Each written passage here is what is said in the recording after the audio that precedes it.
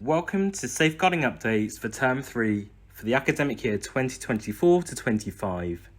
This video is for professionals working in the education sector, be it governance, senior leadership teams, and those doing direct work with children, young people, and their families.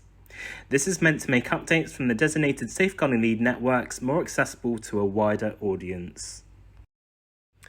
This video will cover local and national news, schools supporting refugees and asylum seekers, and supporting children who are directly affected by sexual abuse and harmful sexual behaviour. During this time of recording, Bristol observes the anniversary of a number of deaths in Bristol. Max Dixon, Mason Rist, Darian Williams, Mohammed Jury, and Faraz Bash. The Bristol Safeguarding and Education website has a dedicated web page for preparing and responding to critical incidents. It covers identifying vulnerability, sourcing support, safety planning, managing media requests, managing speculation, updating your contacts, general guidance, and training opportunities. There are upcoming training dates on the 17th of March and the 17th of June for senior leaders and designated safeguarding leads. Please check the description for links.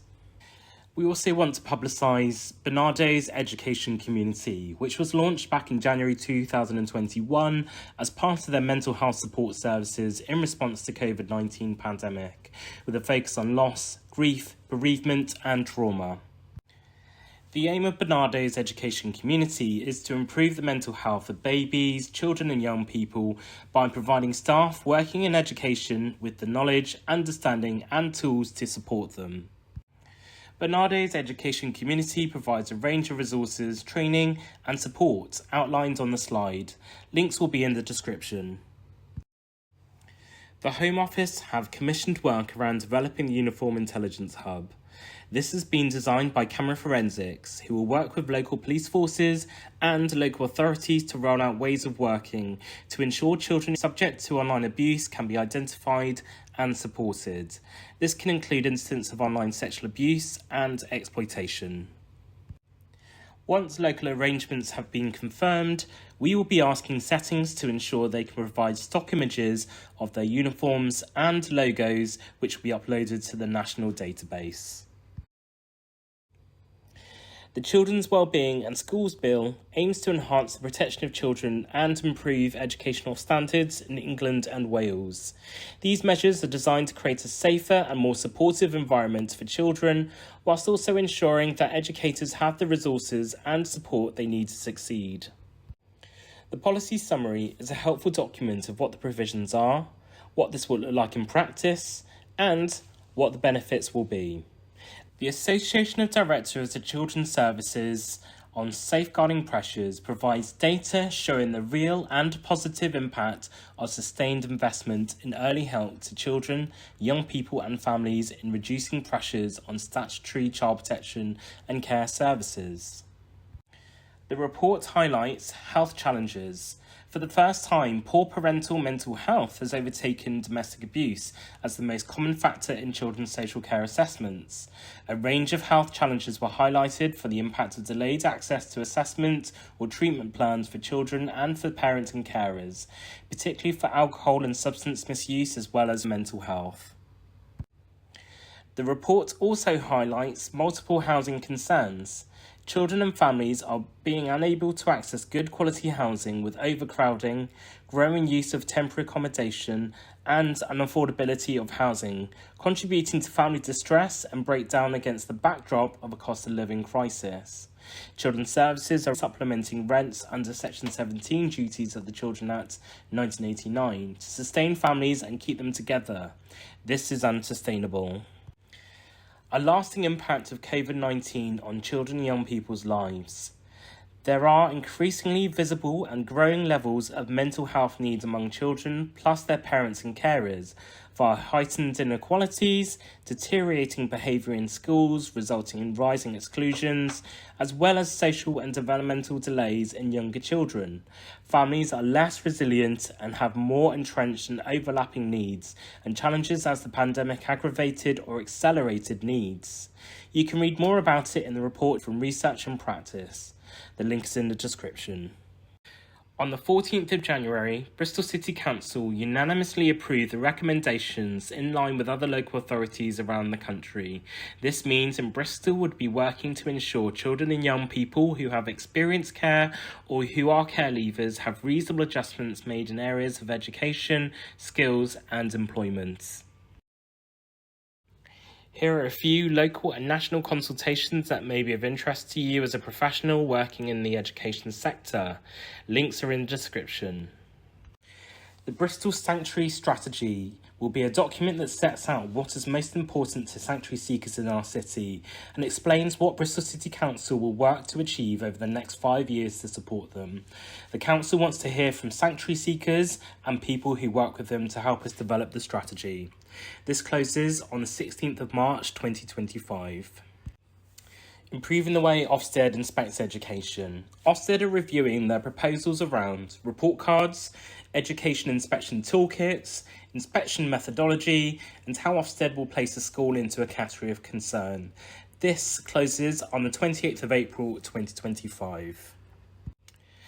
The DfE are seeking your views on whether the revised use of reasonable force and other restrictive interventions in schools guidance supports schools to meet the new statutory requirements.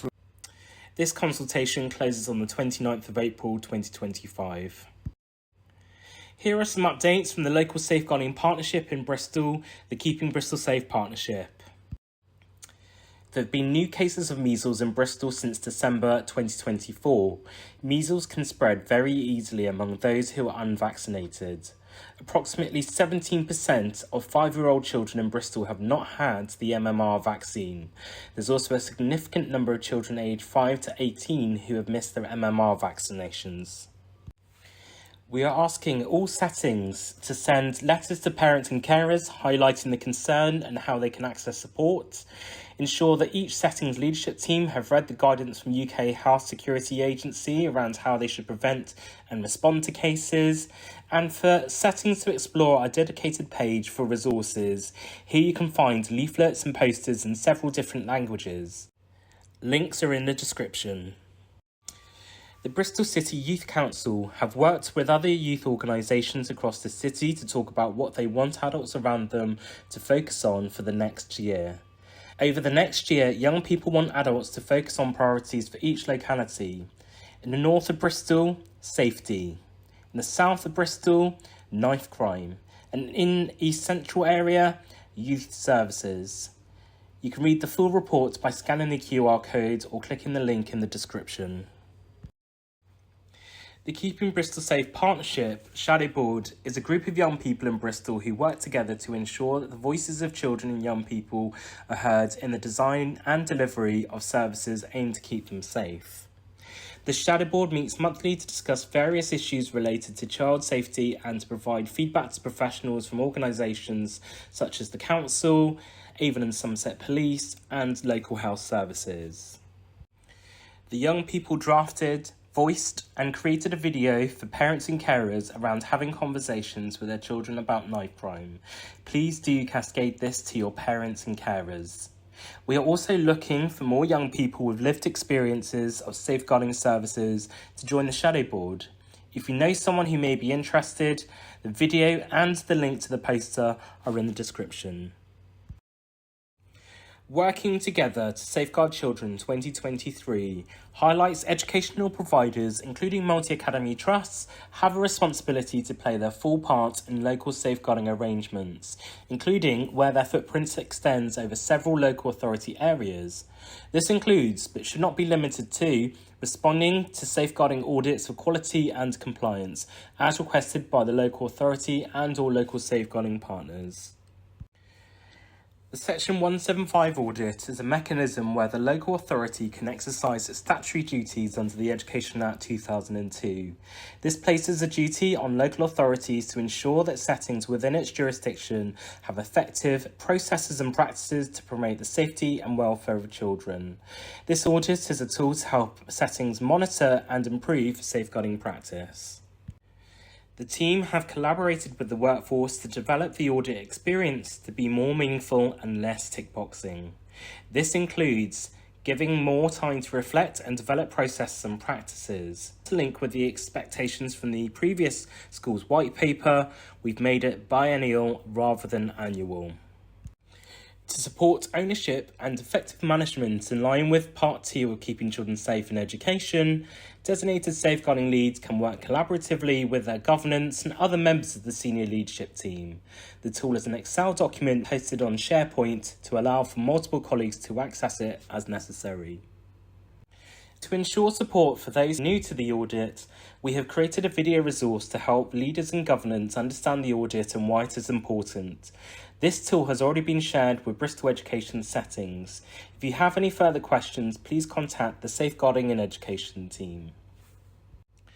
The annual data drop is a different component of measuring safeguarding issues experienced and managed within education.